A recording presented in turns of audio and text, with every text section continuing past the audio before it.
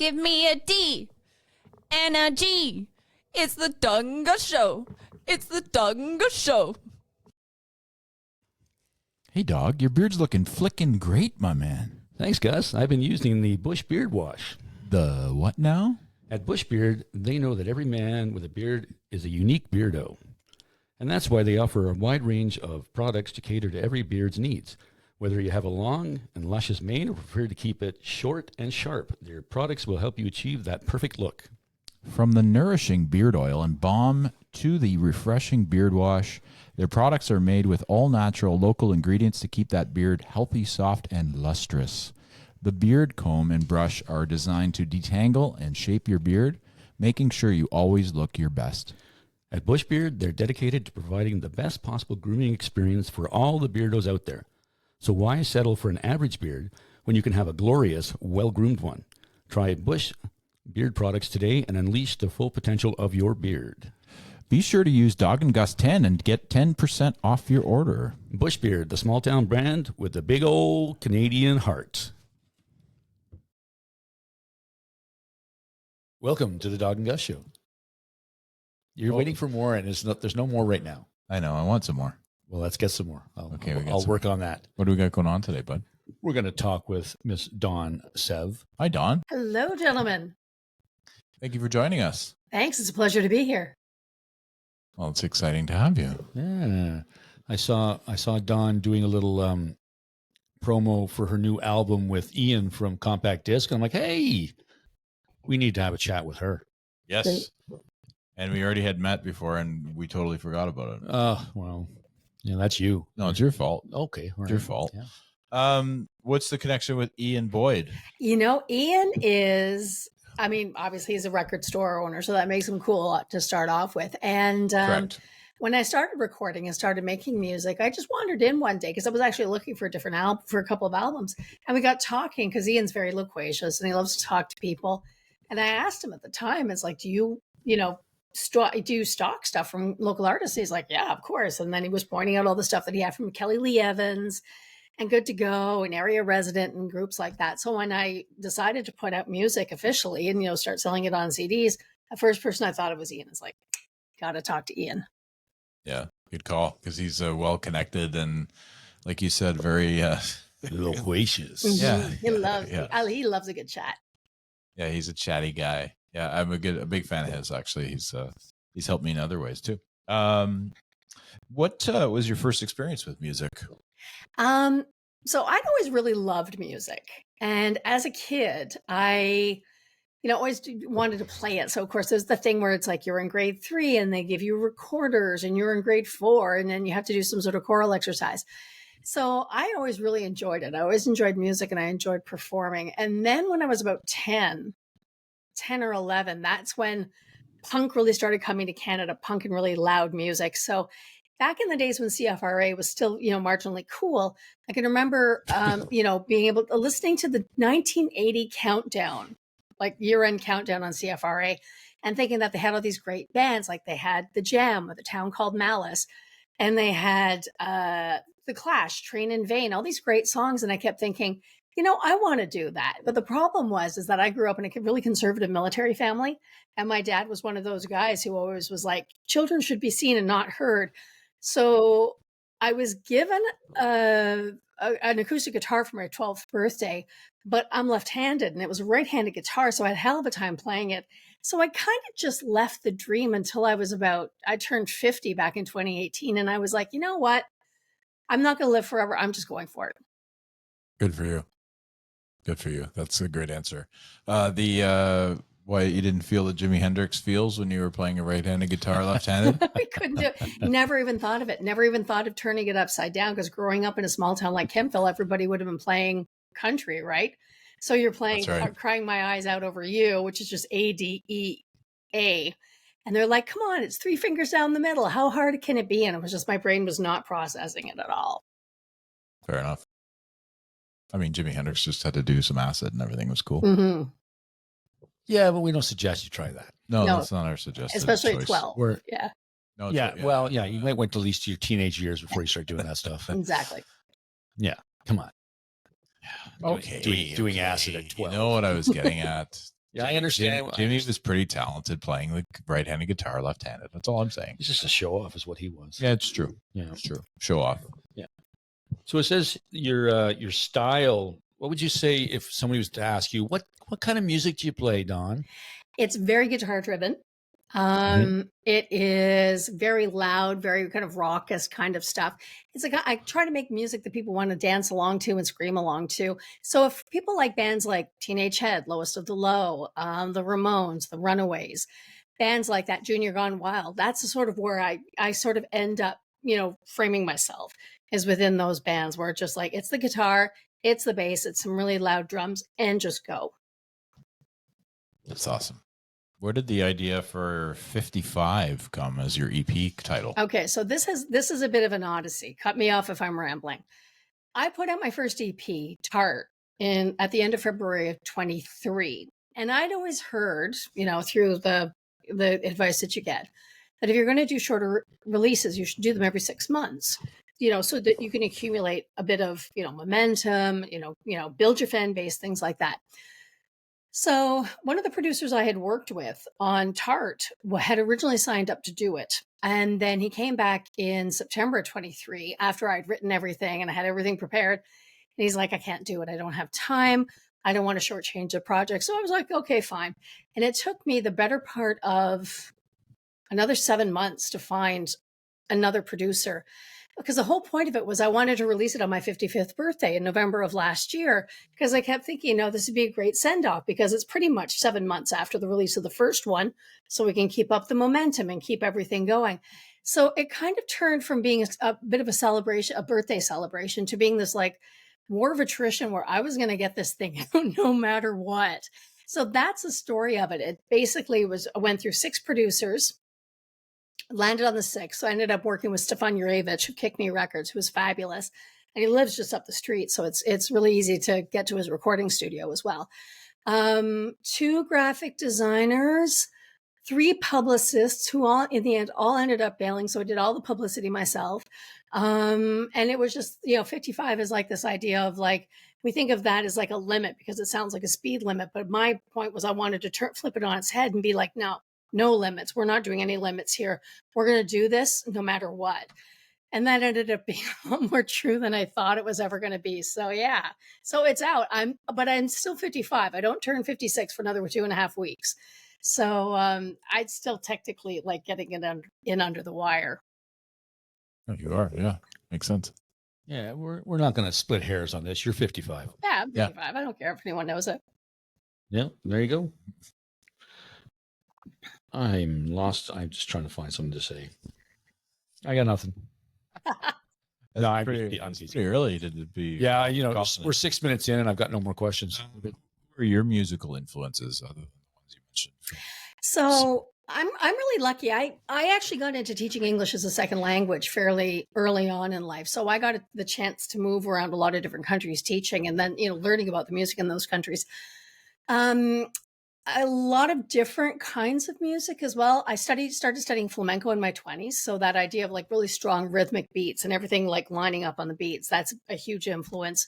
There's a guy named Raimundo Amador who came from a big flamenco family in Seville, but then found himself more drawn to the blues. So he does these flamenco blues albums that are just amazing. They're so much fun to listen to. I loved another band called Navajita Platea, who combined flamenco and sort of like 1970s Southern fried rock. They live very close to one of the American air bases. And you can tell that there's a lot of influence from people who live in that area because they would have gotten the American radio stations, the base radio stations from Morona La Frontera and Rota, where the US 6th Fleet is based. So it's really neat to see all these like really amazing combinations of flamenco and rock or flamenco and rap or flamenco and Michael Jackson kind of stuff that kind of got mashed up. So I picked up a lot of that stuff, when I was in Spain for 12 years, and those things were like huge influences on the way I listened to music and thought about music. Other than that, I just really like loud stuff. I love the Ramones. I love people who take pride in the craft of songwriting. So I love Nina Simone. I love the Mexican singer-songwriter Julieta Venegas. Just a little bit all over the place. The Charlatans, I love the Charlatans. And just a little bit of everything, really. It's probably easier to talk about what I don't like as about what I do like and what's with, because everything ends up being an influence, especially at this age, right? Because you hit your mid 50s and you've gone through so many musical phases of your own that it's kind of hard to say, well, I can't filter this out, because everything's had a contribution at some point in time. Yeah. No, Makes sense. That's very true. Yeah. I like all types of music as well. Yeah. And you're not even 55 yet. No, not yet. No. You got a few years. Just yeah, not quite though. Not that I said a few years. I mean, God. The song is Queen, an evening of woman singer-songwriter. So I can't read it because I'm wearing his glasses. Oh, dear. I forgot because I forgot mine. So how did that come about? That was a lot of fun, that one. And keep in mind, we were doing it on a Thursday in the middle of February in Winterlude. So we were up against some pretty decent competition. That was an idea I had with Annie Del Sol and Suzanne Nuttall. Suzanne used to play in a folk group based out of Montreal in the 1990s called Bare Bones. I think the guy she played with was Patrick Matheson or Patrick Hutchinson, something like that. And Suzanne's been involved with music for years. So we were talking, Suzanne had just moved up from Toronto, where she had been working for TFO, the French version of TV Ontario. Annie and I met at a songwriting camp back in the fall of 2021. And we were talking one day about the fact that, Suzanne being new to town, she didn't get a lot of opportunities. And, Annie and I being relative newcomers to the scene, we didn't get a lot of opportunities. So it was very much one of those DIY kind of things where it's like, well, we all have friends, we all have fans. Why don't we just put something together at a local bar and we, do it ourselves? And we were really surprised at the turnout. I think we got 45 people in the end, which is not bad for a Thursday night in February. Not bad at all. It's great. Mm. That's great. Doesn't say where did you have it, Dawn? It was at the Avant-Garde. And it was the first time I'd ever been to the Avant-Garde too. So, and I remember that night was really, really cold. It was about minus 15. So I'm like trying to drag my amplifiers and my guitar out of the Uber and just thinking, oh my God, why am I still here? Why haven't I moved back to Spain? But I think that ability to be able to put stuff together by yourselves and say, what, I'm not going to wait for anybody to give me an opportunity. I'm just going to go for it. I think it's really the key for getting things done. Because if you had to expect everybody to come out and help you or somebody to give you an opportunity, you'd probably wait a really long time, especially when you're first starting out. Yeah. Oh, for sure. Yeah. It wouldn't be handed to you. That's for sure. Where do you see yourself musically in the next 5 years? So that's a really interesting question because I'm aware of the limitations that come with doing this at an advanced age, right? I don't have managers or record companies lining up to sign me or to work with me. And part of that might be age. Part of that might be because what I'm doing doesn't necessarily fit within the common dynamic of what's out there in commercial radio. So my next project, which I've set aside 3 months for next February, March, and April, I'm taking 3 months off of work. And I'm going to work with my, the thoughts are just coming like a mile a minute here. I'm going to work with my songwriting partner, Terry Fernio, and we're working together on an album which we tentatively called Parasocial. And it's all about, most music is about human relationships in one way or another, but this is about, the pandemic really caused a lot of damage to a lot of human relationships in a lot of different ways.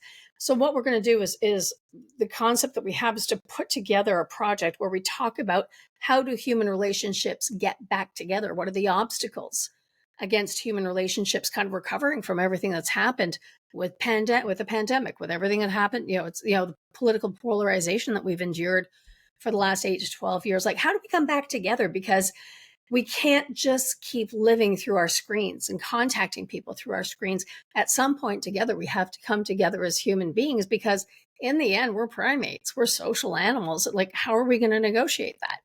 So that's a project I'm hoping to get out by the end of next year. I'd love to be able to tour at some point in time, take some more time off of work and go on a tour, even if it's just 3 of us in the back of, in a car driving across Canada. And then after that, I have this idea, and it's not really fleshed out yet, but I would love to do an album that's basically cover versions of different songs that have been written by guys. And if a woman did them, it would give them a completely different spin. So something like Under My Thumb by the Rolling Stones, Nice. right? You take that and you reverse the genders on that, and that puts like a whole new spin on the whole situation, right? Like, who is this woman doing this? But then if you flip it, to the genders that were used when the song was written in the 1960s, people don't really pay attention to it. So something like that, something like So Long Bernie by Lowest of the Low, which was about Paul Bernardo. What would happen if that was a woman singing about, oh, this is the person I never knew, and this is a woman who knew, a serial killer, things like that. Yeah. So that's sort of an idea of a project I've got in my back pocket that I'd love to do. So every so often I'll hear a song go, ooh, that might be a I could do candidate.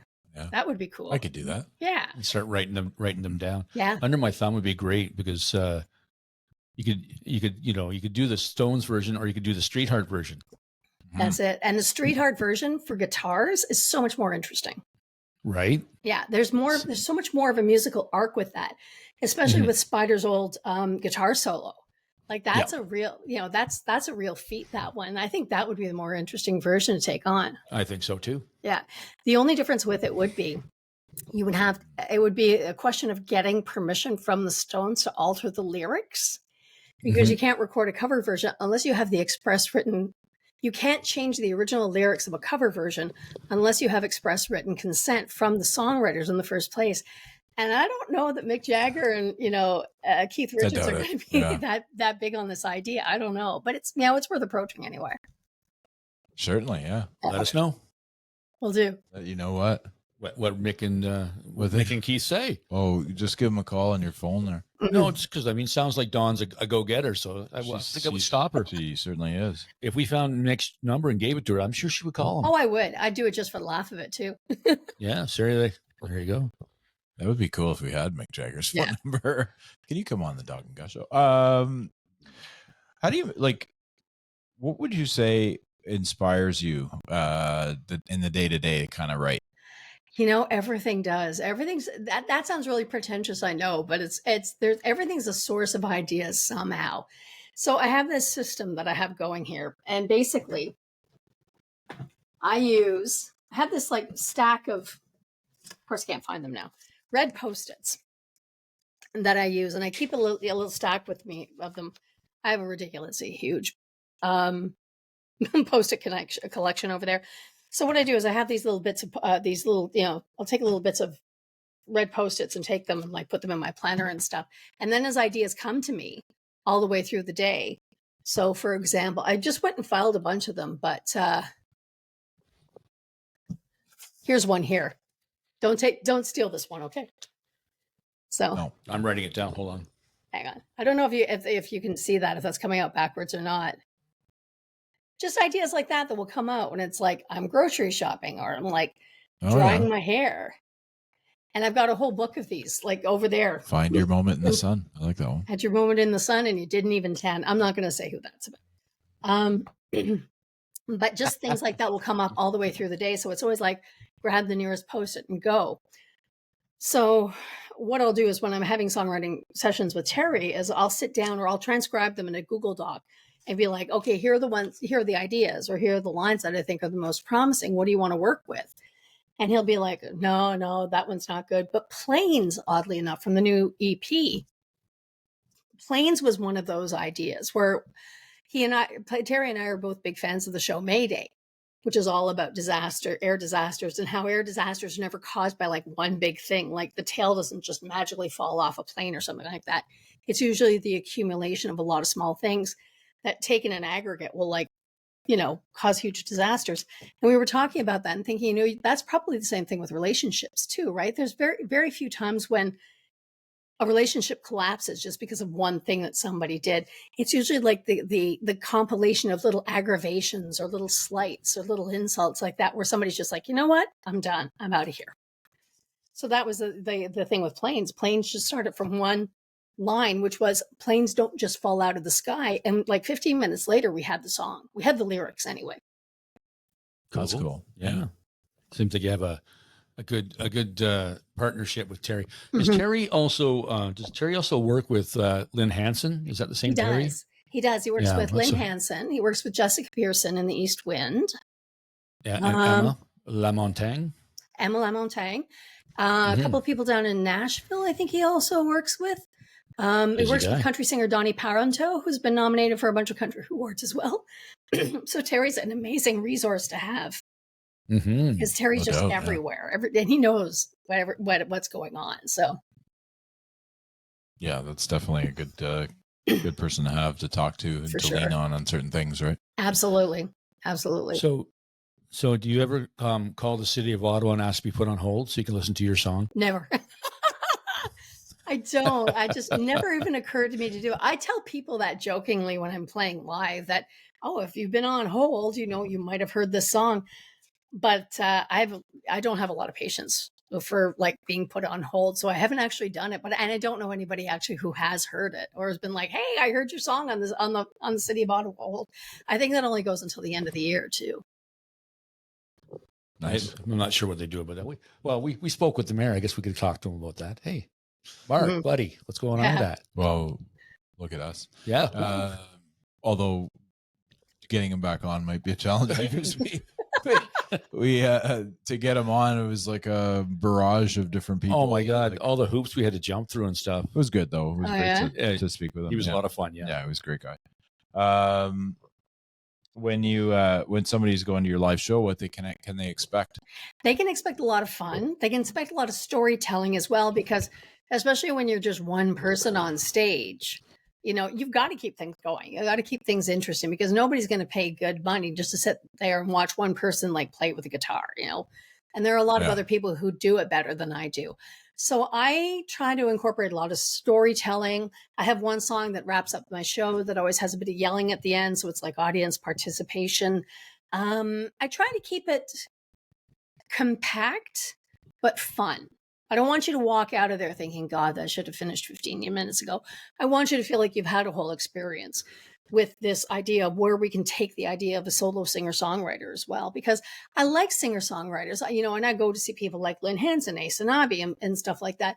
But I have been to shows occasionally where it's been like, oh my God, when is this ever going to end? And which isn't fair to the artist, but I know it's because my background's in theater too. My bachelor's degree is in theater. And there's always that need to make sure that everybody's engaged at every single point in time. Like if you're going to pay money, you're going to get a show. You're going to get the experience. That's fair. It's good to know for paying money to go out to see shows for sure. You don't want to have somebody who just mails it in, right? It's like, oh, that was really, Yeah. that was really mediocre. Because we've all been to those shows, right? We've all, even with Oh, big yeah. names, Yeah. we've all been to those shows where it's just like, oh my God, what was I thinking? Or, oh my God, like you have been doing this for 30 years. Why are you, Awful. Yeah. I remember there's this one story I read when I read the book, The Trouble Boys, about the Replacements and how when the Replacements went on the road with Tom Petty and the Heartbreakers in the late 1980s, Paul Westerberg was just astounded that Tom Petty and the Heartbreakers did the same set every night and they had the same pattern every night. And they said did the same moves every night, and how they were shocked that there were people, not just that, the Heartbreakers had the gall just basically to recycle and maybe phone it in, but also that there were people who were paying to follow Tom Petty and the Heartbreakers from city to city and see the same prepackaged show night after night. And I thought, oh, I don't want to do that. Like, I don't want to necessarily be a car crash when I perform, but I do want to be interesting enough that people go, you know what? I had a good time at that show. I felt like I was getting my money's worth. I felt like I got an idea of what the songs were about, what the person was about, because ultimately we're entertainers. We have to be entertaining. True. Yeah. Maybe it was all the blow that he was doing back then. Maybe. Hard for us to say. I can only remember these songs, so I'm going to just do these. Yeah. And then we're not going to do any new stuff because I can't remember any of that. Mm-hmm. So dragging my heart around. Yeah. So the Girls to the Front at Irene Pub, how was that? That was fun. Experience for you? That was fun. And it's a real testament to the amount of talent that we have in this city, that the various hosts of the show have been able to keep it going for that long. That every 2 months now, there's still someone new to discover. There's still someone to, still somebody whose talent can, gets the chance to shine on the stage of Irene's. The one thing I do wish, and I know it's a hard sell, because, trying to fill a bar in Ottawa on a Wednesday night, it would be far more encouraging, especially to artists who are up and coming, if people would take the chance and pay that money and come see bands, like come see people like Suzanne or Jessie Lindsay, or even just go see Christine St. Pierre for $15. It's fun to get to play a place like Irene's, but it's so much more enjoyable when the room's full. And this is one thing I'm really finding, and I don't know if it's more of a post-pandemic issue or if it's something that is just really inherent to the nature of Ottawa. But I'm finding, both as an audience member and as a performer, that it's really hard to get people out. Like, it's even hard to get friends out to see live music anymore. I go play Hamilton. I can go tell a bunch of friends that I'm going to do an open mic in Hamilton, and I got 20 people who will come and see me play in Hamilton. I have to beg, scream, yell, and call in favors sometimes to get people to come to see me in Ottawa. And I've never quite figured out why that is. If it's just the average Ottawa audience just has an allergy to our artists who they don't know, or just it's not in the culture like it might be in a bigger city like in Madrid or in London, England, to go, "Ooh, I've never heard of these people before. I'm going to go see them and check them out," kind of thing.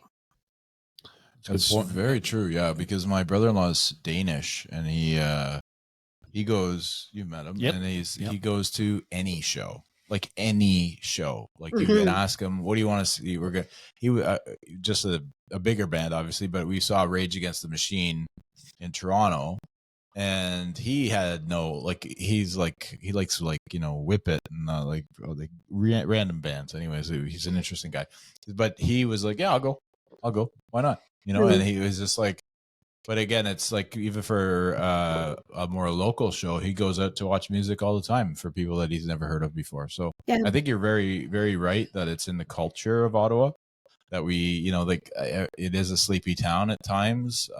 Dog's out at almost every show, so he's very involved. Some of it, so I think family life gets in the way with some. Like, I have to say that's my excuse anyway. But certainly you're not wrong. I think there's certainly an appetite for it in those other areas that you're mentioning, as well as in Toronto and such, and Montreal. They go out, and Ottawa, they just don't. Yeah.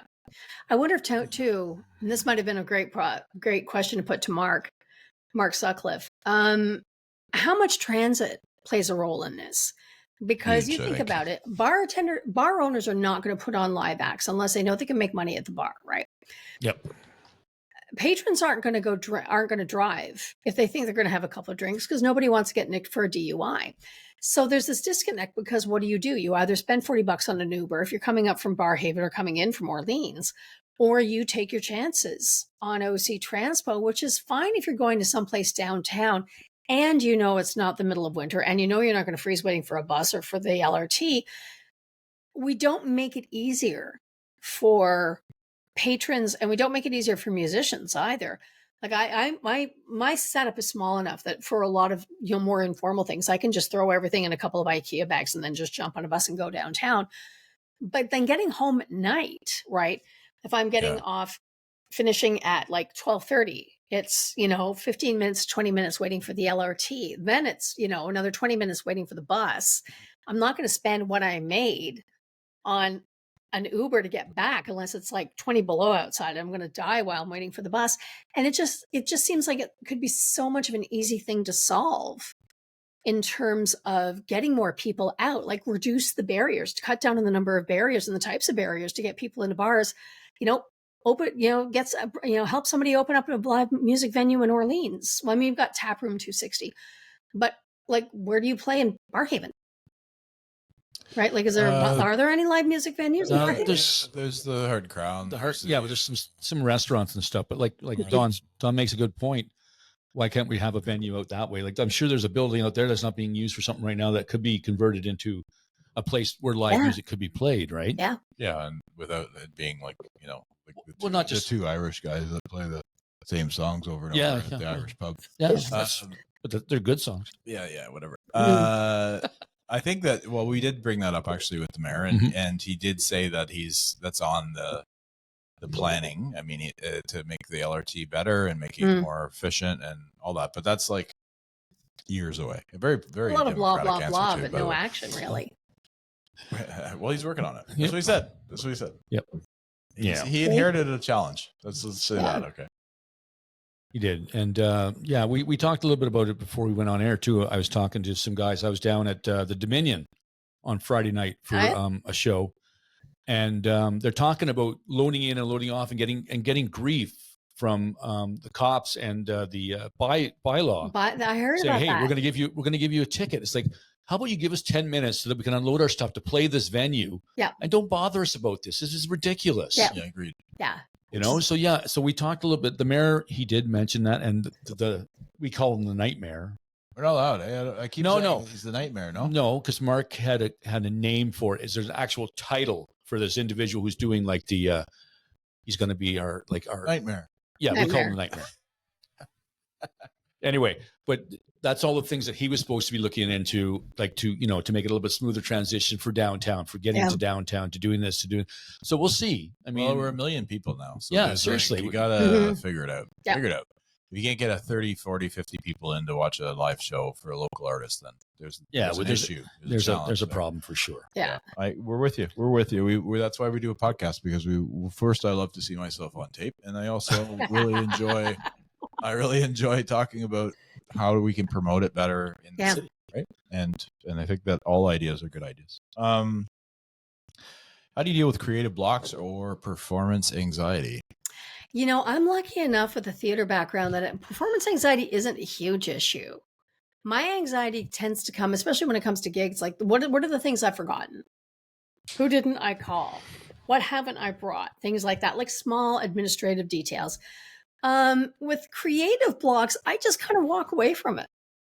I just don't let it bother me. And I think I also have the luxury of doing that because I also have a full-time job. So if I do find that, there are creative blocks, I can just be like, okay, you know what? That's not going to be resolved by obsessing about it. I'm going to go focus on this other thing instead, or I'm going to go cook something, or I'm going to go for a walk or something. I've found with stuff like that, the easiest thing to do is just not give it any importance, because otherwise, the guilt of it, the anxiety, the beating up on yourself, that can take over your life. That whole thing of I should, because really when you think about it, should is the place where a lot of realities go to die. Everybody should be doing something. If you don't have any ideas, you just let it go, because, beating up on yourself and trying to double down on that creativity, it doesn't work. That makes sense. No, you can't force yourself to be creative. No. It's not coming. It's not coming. No. Like you said, just take a step away, step back for a little bit. And then all of a sudden you might be walking, like taking a nice walk in the wilderness. The wilderness. The wilderness. Mm-hmm. Yep. And then, all of a sudden, boom, there it is. Yeah. And then you're racing back to your house to write it down because you didn't bring your phone Or Yeah. your post-it notes. or your post-it notes. Yeah. Post-it notes. Yeah. I have another friend who's a singer-songwriter in the UK, and what she swears by is when she finds that she has creative blocks, her key is she gives herself permission to come up with the most inane crap you've ever seen in your life. She will write the worst songs. She will write the crappiest lyrics. She'll rehearse really, really badly, because then it's like she's giving herself permission to either do well or do badly. And either way, something's going to come of it.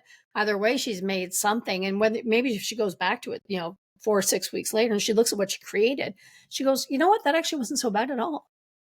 Yeah. That's a pretty good one, actually. Yeah. It's not a bad way to go. Way to go. Way to go, bud. Way to go, bud. Yeah. What do you got, bud? I got Osgood Porch Fest. Yes. Ooh. We were there, 2 years ago we went? I went last year, too. You did, because you're close. I live I'm there. not. Yeah, he lives in Osgood. I live Okay. downtown. Nice. Yeah. Yeah, so we thought that when we first started the podcast, we'd heard about it. It was like, what a great idea. Yeah. It really is. It's such an amazing thing to do. It's just like, hey, you're just on somebody's front porch down the main street of Osgood or Metcalfe or whatever little town we're talking about.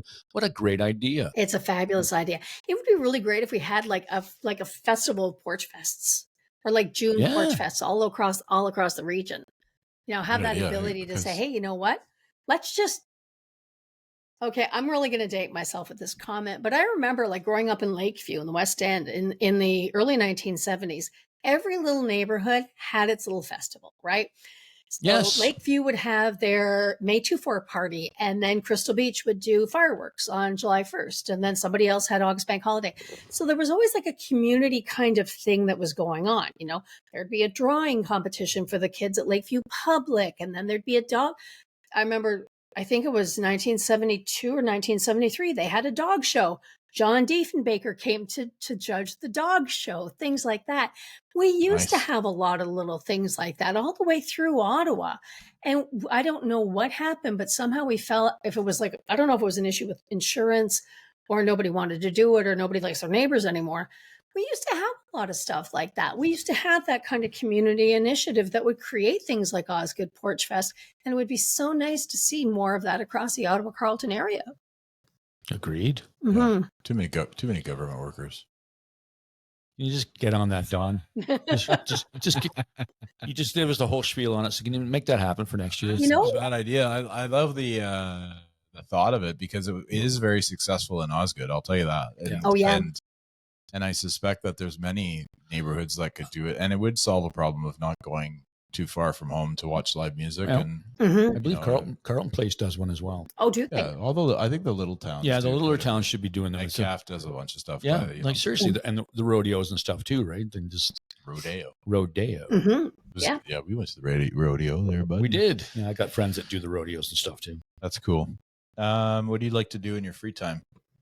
You know what? I've taken up sewing again. That has Cool. actually been a lot of fun. I inherited my mother's sewing machines when she died about 10 years ago. And I just kind of let them sit and didn't really do anything. And then, of course, being stuck at home during the pandemic, you know, here by myself in this palatial one-bedroom apartment that I live in, I just looked at it and went, you know, they've occupied enough space for enough years. I should actually get back into it. So part of the thing with this whole parasocial project is I'm not creating like big, you know, elaborate Cirque du Soleil costumes or anything like that, but I actually am building a wardrobe for that entire project of like, you know, how do you tell the stories through the clothing? You know, it's very much a theater kid kind of thing. You know, just getting back into doing something more manual, because I'm an okay guitar player. I'm not a fabulous guitar player. And having something else that I can work with my hands, I find really does help, because it's like, okay, I'm like using the muscle memory in a different way. No, it's good. Yeah. That makes sense too. I made, Everything is making sense today. I made Oh. bread. Okay. You made bread. I don't do anything. Oh, well, Sadly. yeah, I do lots. But I was like, during the pandemic, I was like, had this Dutch oven, and I was like, I'm going to make bread. Oh, are you No, the I reason got why we excited couldn't about it. find yeast anywhere? That was all him. But no, I was making my own yeast. Yeah. Good for It's the you. yeast you could do. Sourdough, bud. The yeast you could do. It was the yeast I could do. Bum, bum, bum, bum. You're a funny guy. Yeah. Oh yeah, and I did podcasts during the pandemic.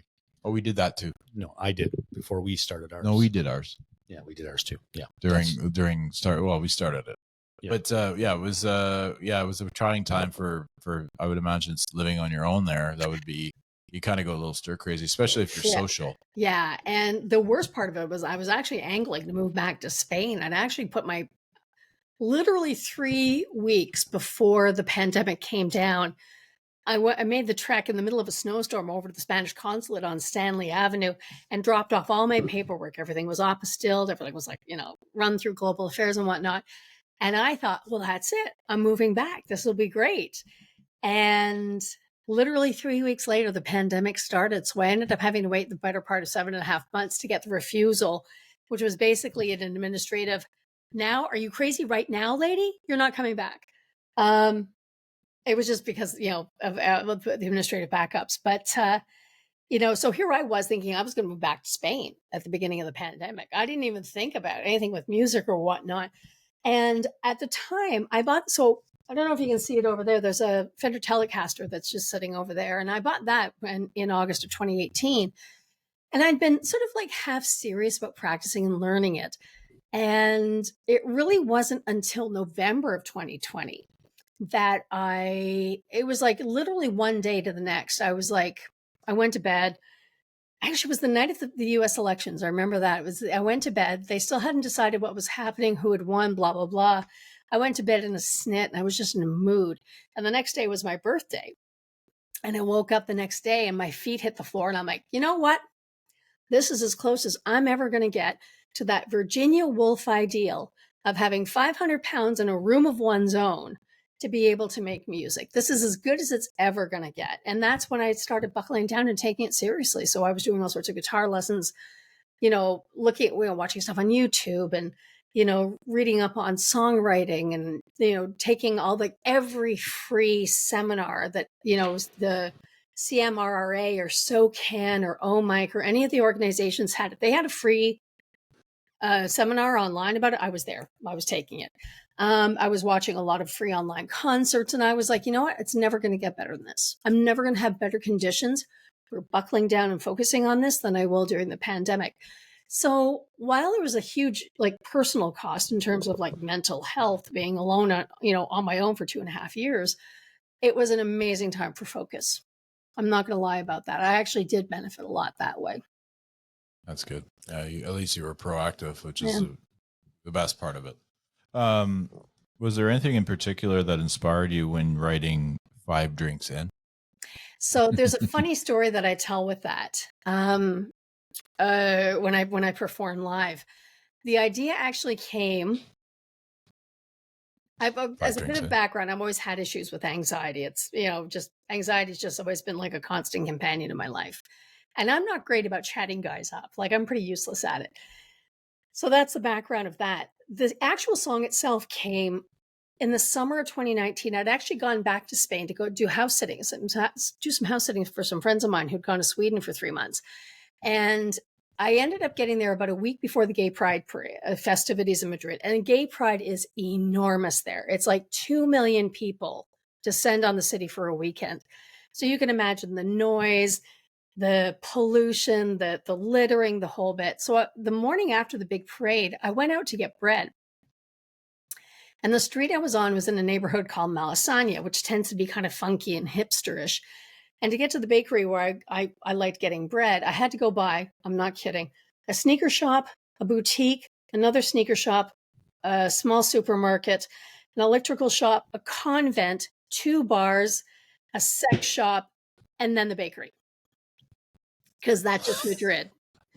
And in the middle, I'm walking down there, and of course it's ankle deep in plastic cups and rainbow fans. There's just so much litter that I'm sitting there going, being really careful about where I'm stepping. And as I'm approaching the bakery, there's this one of those little Fiat delivery trucks, and something was up with the engine that it wasn't going vroom, vroom, vroom, vroom. It wasn't a steady rhythm as a healthy engine should do. It was more like vroom, vroom, vroom, vroom, vroom, vroom, vroom, vroom, vroom, vroom, vroom, vroom, vroom. And I couldn't get the sound out of my head. And as I'm walking back, I see these 2 kids who have kind of passed out, kids 19, 20 years old, who have kind of passed out leaning on each other in a doorway. And I still have this rhythm of this engine going through my head and thinking about those kids and thinking did they know each other before last night? Did they happen to have a really good time? Did they both have to get really drunk to talk to one another? So that idea just kind of kept developing. And about, I think it was 2 or 3 days later, I actually sat down and wrote down the first idea of 5 Drinks In. And in the beginning, that song wasn't about me personally. It was sort of like an observer looking at a bar full of kids misbehaving and drinking too much. And then it was well, no, I might as well be honest about it. In a way, I'm talking about me and the fact that you cannot put me down in a bar full of guys and expect me to hit on guys because I'm useless at it. And, I would feel more comfortable if I did have a couple of drinks before starting that. And that's how the idea came up for that.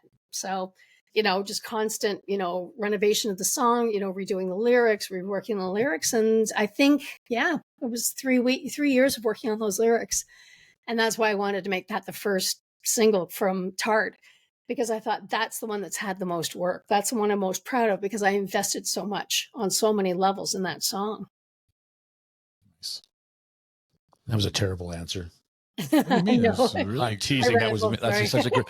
No, no, as good as you're gonna get. no. We love hearing the backstories of how songs come together because we don't have a clue. Like I honestly don't know. Mhm. I wouldn't be able to write a song to save my life, but it's fun to hear. Could you write a poem? Probably not. But it's fun to hear like how That's people great. get to where they get like for the song. Like 'cause we've listened to the song, so we've heard the song, so it's like it's fun. And now you can just sit in your head, go, okay, Boom, boom, boom. that boom, boom, just boom. that is resonating up here now, I'm sorry. and that's But it was that like one of those sounds you just couldn't get it out of my head, and I kept thinking, there's got to be a reason why. Like there's got to be something I can use with this if I can't get rid of it. Yeah, exactly. well, make it into an earworm, you know. Yeah. Just, That's the way to do if it. you can't get rid of it, make sure that everybody can't get rid of it. That's right. Yeah. There you go. You got it. You Everyone figured it gotta out. suffer I the did. same way I suffered. You Dan. figured out the musical industry.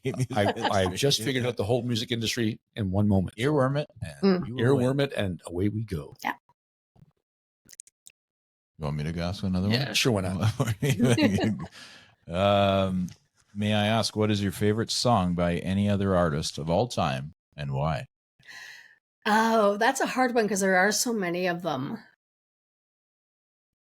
The one that really sticks out for me, I wasn't a big Sloan fan in the 1990s. I thought the guys in Sloan would be like the kind of guys who would like laugh at me in a bar kind of thing. And for some reason, I don't know why, but one of the streaming services at the beginning of the pandemic threw up You've Got a Lot on Your Mind from the Commonwealth album. Okay. And Yeah. I don't know, maybe it was just the pandemic. Maybe it was where my mind was at that point in time. I swear to God, I played that song straight for 3.5 weeks. I played it. Interesting. I sang it. I don't know how I didn't get evicted because of it. But like that song, it was just something about that just hit the bullseye with me and just totally clicked in. In terms of like, songs, are we thinking like a desert island disc kind of thing? Yeah, let's Sure. go with that. Okay, sure. So Desert Island disc probably would be, Commonwealth by Sloan. Frantic City by Teenage Head. Like that album is just complete. There's not one miss. There's not one false start on that entire album. It just works from start to finish. And it's fun and it's loud and it's timeless in a lot of ways. Like you would never, you can listen to that album and not really believe that album was written 45 years ago. Us and Us Only by the Charlatans, which is not a really well-known Charlatans album. I taught for a year in Prague and hated it. It was just a really rough time in my life personally. And it was one of those albums that you sort of clutch onto again, which it's like your emotional lifesaver, where it's just, you have those phases in your life where you think, you just need that one piece of music that will get you through it. And that album really was it for me. Other ones, Shakespeare by Butt by Lowest of the Low. That's another one where there's not one miss on that entire album. It's like 15 songs and everything is just works so perfectly together. It's stuff like that. And it's hard because when something like that is so personal, I can tell you that story about like, oh, I listened to that song for 3.5 weeks straight, but it doesn't really talk about the kind of like emotional urgency or like where I was, where it was just like, I took that song and it was just like, that's mine. I'm going to make that song mine.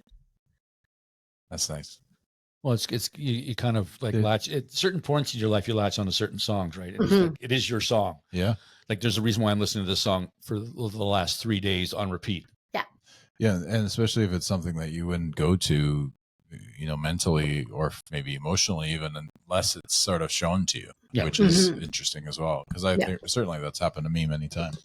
Oh, I'm sure it's happened to most people who listen to music. You kind of find that song, and it's you just don't like, have to and downplay. it's. You don't have to downplay. I'm sorry, I'm downplaying you. God. My gosh, you're so needy.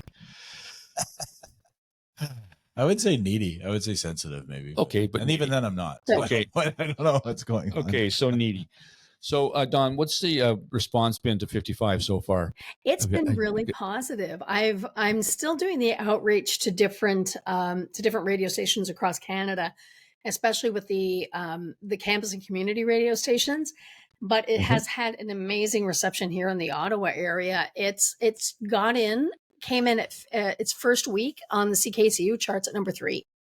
Nice. which I was Really? not expecting in the least, but CKCU has really taken to it and they played the hell out of it. And I'm super appreciative of it. It's interesting too, because a lot of people who are just hearing those songs for the first time, especially something like At 53, they can relate to that whole idea of, just because you're middle aged doesn't mean your life's over. You still got half of your life in front of you. And why do people assume that once you hit 50, especially for women, we hit 50 and all of a sudden we're invisible. We hit 50 and all of a sudden we're irrelevant. And it's like, well, who says? We've still got a lot, men and women, when we hit, middle age, we still have a lot of life in us and a lot of creativity. And there's no reason why we should rule ourselves out even before we start. Exactly. Words to live by. Yeah. Yeah. I'll let you know when I hit 50. Oh, yeah. If I'm still alive, great. I'll look forward to it. It just reminds me of you at least another 10 years. So oh my God, 10 more years. It'll come quickly, believe me. Yeah, it'll go by quickly. I'll be like, oh my God, it's been 10 years. You've hit 50. I've hit 50. I've hit 55. You've hit something else too. Yeah, I did. I hit 60. Yeah. No, I just reminded of Katie Oslin back in the 80s. She was like in her 40s when she just jumped onto the scene of the country music scene, and she was amazing for, the time that she wanted to be. And so, no, it's never too late. Tina Turner in the 80s. Yeah, you're never too old. And it's never too late. No. You're never too late. That's right. You can probably remember this, but I remember when Anita Baker came out with Rap. Yes. And I remember that would have been 1988? And everyone was like, isn't this amazing? She's putting out her album at first album at 28, and she's so old. And I was like, the hell is this? 28's not old. Like, on what universe is that old, and she's still going. So God bless her. But it really shows like how the attitude really does skew so much about like, we're going to focus on this little tiny parcel of people. And when they turn 25, we'll get rid of them, both as listeners and as makers of music. And if there's one thing that this whole, revolution of tech in terms of, people who can record at home, people can do all this stuff, they can, promote themselves. I would really like to see that false ageism just go by the wayside, go by the way of the dinosaurs, because frankly, it's like, it's such a false narrative of, you don't have anything to contribute. You've got so much more going for you when you're in your mid 50s. You understand contract law. So you know exactly what you're getting into. If you're getting into a business relationship with somebody, you have the layering of all the life experiences that you've ever been through that can contribute to that creativity. And especially for people who grew up in, conservative environments, or maybe people who grew up in abusive households, or people who grew up in situations where they had to start work at 16 and they didn't have that luxury of being able to go out and create when they were younger. It's really unfair to look at somebody like that and say, oh, well, if you haven't done anything by the time you're 30, you're washed out. You're over before you even begin. It's like, how unfair is that? Like, how limiting is that point of view to assume that just because you're over 30, you have nothing to contribute? I mean, really? Yeah. What was that movie that people lived to 30 years old and that was it? It's going to come to me anyway. It was just basically the society said, okay, at 30, you're done. And they would have this whole big thing. And then the people would be like, they're going somewhere else, but they're actually just being killed. They're just like, you're going to a higher plane, but you're actually just being killed. Wow. Man. Logan's Run. Oh, right. God. Logan's Run. Yeah. Right. Yeah. Yeah. So, I mean, it's like, no, you're absolutely right. I mean, some people like, they don't flourish until like they're, their 50s and their 60s and their 70s and there's no reason why they should like sit back and just accept that I'm 70 years old and I should be just sitting at home doing nothing. Yeah. Fuck that. No, that's just it's a very wrong narrative to have, right? I don't agree with the fact that, and there's a whole I'm in movement agreement now. with that. Yeah. Yeah. There's a whole do what movement. you love. Sorry. Yeah, no, I'm talking over you. Sorry. I was going to say there's a whole movement now going on in the UK, like this whole like new flourishing punk movement called mummycore, which is basically women in their 40s and 50s who were never given a chance to do that stuff because they became mothers at 18, or they had to go out and work, or they were studying or doing all this stuff, and all this stuff passed them by. And now they're recovering. They're coming back and they're actually going to rock camps and they're doing all this stuff. They're signing record contracts. They're getting out and going on national tours. Bands like Idoris, which is like they took like the lunch lady, the school lunch lady aesthetic, and totally turned it on its head. And they're like, I mean, they're not going to rival the Rolling Stones, but they're doing really well, you know, to see how, and it's really fun to see how all these things are happening now where the women are just turning around saying, no, you're not going to rule me out like that. Nope. Yep, absolutely. Yeah, I love it. Just like the 5, 6, 7, 8s that we saw there. Yeah, exactly. Yeah, exactly. Yeah, they were fun. Mm-hmm. They were a lot of fun. That's good. Oh, I get to ask it. Yeah. Okay, so Dawn, every show since we started interviewing guests on the show, we've asked this question, and we picked two decades of music, and we didn't pick the 60s and 70s because everybody loves the 60s and 70s. So we've gone with the 80s or the 90s as your go-to decade of music. I would have to say the 80s. I think there was much more creativity in the 1980s still. I'm not shocked at all.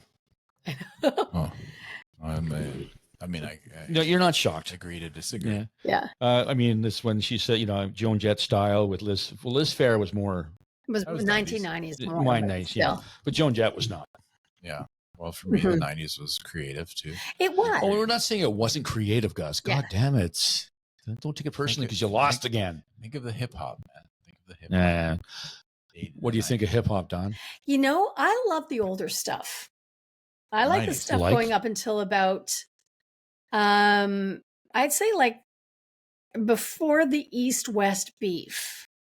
And of course, I'm sitting here trying to think of like artists, and I can't, the names I wanted to pull out, I can't think of right now. But the really Beastie old Boys. stuff, like, I really, not super really old stuff, but God, what was that one? I Got My Education. Public Enemy? Altered Experience, I think they were called. Yeah, Altered maybe, Experience. yeah.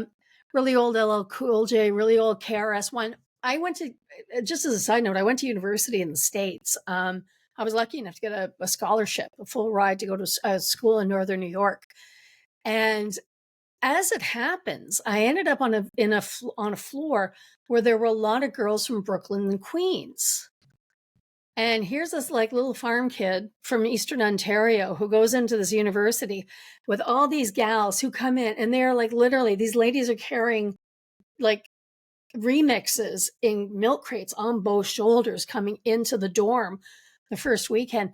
And my God, we had some fun parties there where it was like, they would just be like, I bet you don't know this. And they throw something on the record player and you're like, you're right. I don't know what it is, but it's really cool. So I think about those things. That was actually one of my first, real, my expanding experiences was going to school with these kids from New York City who had tons and tons and tons of records. And they would just spin everything. And they did this every weekend, every Friday, Saturday night. They would have like a sober house party because, again, drinking age was 21 at that point in time.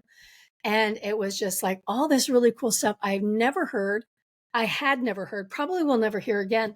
But it was just like, wow, the world is a really big place and it has better music than where I grew up. It's true. Yeah. There was a lot of like New York stuff that you would never hear. And then eventually... Well, I mean, it's just like every city though, right? Like you get like even here in Ottawa, there's a lot of amazing talents and bands that we have here that will maybe never get out of this city, which is too bad. Yeah, a real shame. I'm saying maybe. It's a very small maybe because I'd like to see that happen large in our lifetime. Yeah, I'd love to see a lot of the good, amazing talent in the city to just like break through that glass ceiling we've been talking about. And just like, you know what I mean? Because people need to know. Yeah. It's funny you say that because talking with friends who are down in Hamilton and Toronto, one thing they're starting to talk about more is breaking out of that sort of GTA kind of mentality and thinking about establishing an entire 401 corridor where they basically, they start in Stony Creek or St. Catharines and then just work their way all the way up to Montreal and hit everything on the way back. They hit Ottawa, they hit Brockville, they'll hit Kingston, they'll hit Oshawa, and try to make tours that way. And that would be a really interesting way if we could get that going in both directions, where an Ottawa bunch could go down to the Golden Horseshoe for a weekend, play a circuit of clubs, and then provide that information. So it's almost provide that information to people who are in the Golden Horseshoe who want to expand east. Yeah. So that way the scenes kind of meld into one another and we've got a much larger music market as a result.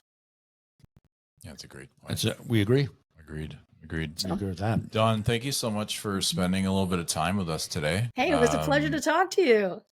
Yeah. It's great to hear your perspective, and your music is amazing. So keep going. Thank you. Keep Thanks doing very it. much. Doing it, girl. And we'll try not to ignore you at the next. Yeah. We didn't ignore her. I spoke I with her was for just a long taking period of tickets. I time. was supposed to be invisible, so don't feel bad. Oh. No, we chatted and Mhm. moved on. You Yep. were working. I didn't want to interrupt. No, that's fine. I will grab you guys next time I see you at the Dom for sure. Oh, that sounds good. All right. Cool. Well, thanks, Dawn. Okay. Pleasure was ours. Thanks very much. Thank you. Dawg and Gus, Dawg and Gus, Dawg and Gus.